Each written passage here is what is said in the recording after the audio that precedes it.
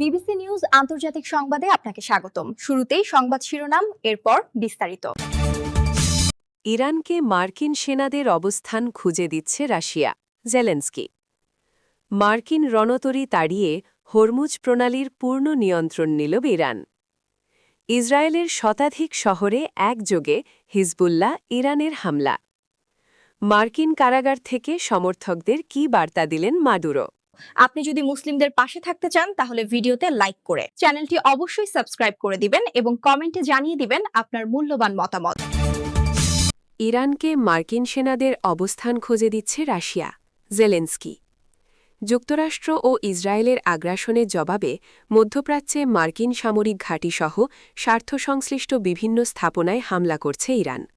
তাদের নিখুঁতভাবে নিশানা করার জন্য রাশিয়া তেহরানকে গোয়েন্দা তথ্য দিয়ে সহায়তা করছে বলে সংঘাতের শুরু থেকেই অভিযোগ করে আসছে মার্কিন ও ইউরোপীয় বিভিন্ন সূত্র। এবার সেই তালিকায় যুক্ত হলেন ইউক্রেনের প্রেসিডেন্ট ভলোদিমির জেলেনস্কি। তার অভিযোগ, মধ্যপ্রাচ্যের কোথায় কোথায় মার্কিন সেনারা অবস্থান করছেন এবং তাদের গতিবিধি কেমন তা শনাক্ত করে ইরানকে জানিয়ে দিচ্ছে রাশিয়া। আপনি যদি মুসলিমদের পাশে থাকতে চান তাহলে ভিডিওতে লাইক করে চ্যানেলটি অবশ্যই সাবস্ক্রাইব করে দিবেন এবং কমেন্টে জানিয়ে দিবেন আপনার মূল্যবান মতামত। মার্কিন রণতরী তাড়িয়ে হরমুজ প্রণালীর পূর্ণ নিয়ন্ত্রণ নিল ইরান। মার্কিন ইসরায়েলি আগ্রাসন শুরু হওয়ার পর বিশ্বের জ্বালানি করিডর হরমুজ প্রণালী দিয়ে নৌযান চলাচলে বিঘ্ন তৈরি করে ইরান। এক পর্যায়ে ইরানি সেনাদের হামলা থেকে রক্ষা পেতে জ্বালানি ট্যাঙ্কারগুলো সমুদ্রপথটি দিয়ে যাতায়াত বন্ধ করে দেয়। তবে আরব সাগরে মোতায়েন করা মার্কিন যুদ্ধবিমানবাহী রণতরী ইউএসএস আব্রাহাম লিঙ্কনের কারণে অতি গুরুত্বপূর্ণ এই পানিপথ নিয়ন্ত্রণে বেগ পেতে হচ্ছিল ইসলামী প্রজাতন্ত্রকে।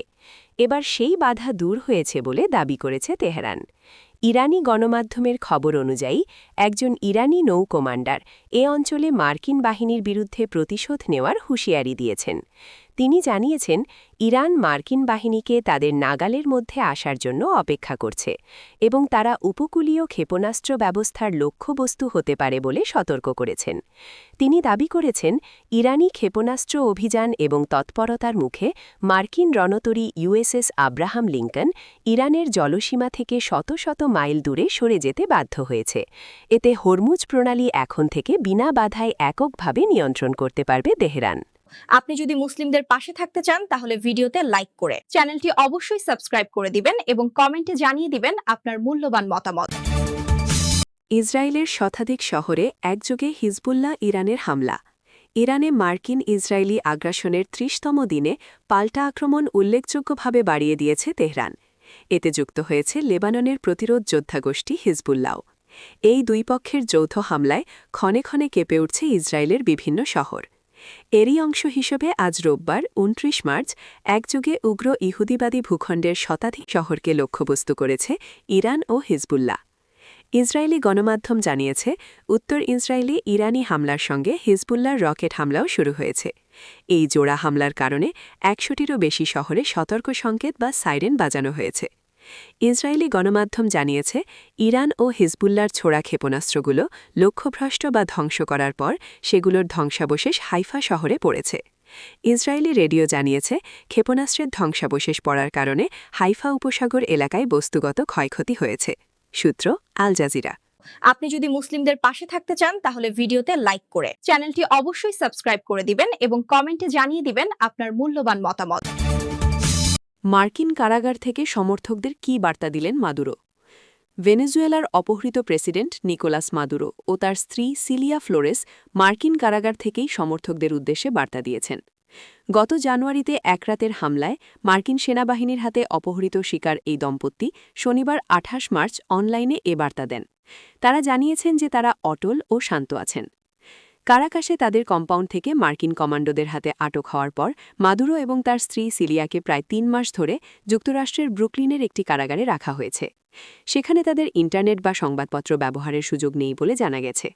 মাদুরোর এক্স সাবেক টুইটার অ্যাকাউন্ট থেকে শেয়ার করা একটি বার্তায় বলা হয়েছে, আমরা ভালো আছি, অবিচল, শান্ত ও প্রতিনিয়ত প্রার্থনায় আছি।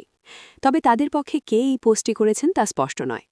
পোস্টে আরও বলা হয়, আমরা আপনাদের বার্তা, ইমেল, চিঠি ও প্রার্থনা পেয়েছি। ভালোবাসার প্রতিটি শব্দ, স্নেহের প্রতিটি ইঙ্গিত এবং সমর্থনের প্রতিটি প্রকাশ আমাদের আত্মাকে পূর্ণ করে ও মানসিকভাবে শক্তিশালী করে। ভেনেজুয়েলা সরকারের ঘনিষ্ঠ একটি সূত্র এএফপিকে জানিয়েছে, মাদুরো বাইবেল পড়েন এবং ব্রুকলিনের মেট্রোপলিটন ডিটেনশন সেন্টারের অস্বাস্থ্যকর পরিবেশের জন্য পরিচিত একটি ফেডারেল জেলের অন্য বন্দীদের কেউ কেউ তাকে প্রেসিডেন্ট বলে সম্বোধন করেন। সূত্রটি আরও জানায়, তাকে শুধু তার পরিবার ও আইনজীবীদের সঙ্গে ফোনে কথা বলার অনুমতি দেওয়া হয়েছে এবং প্রতিটি কলের সর্বোচ্চ সময়সীমা 15 মিনিট।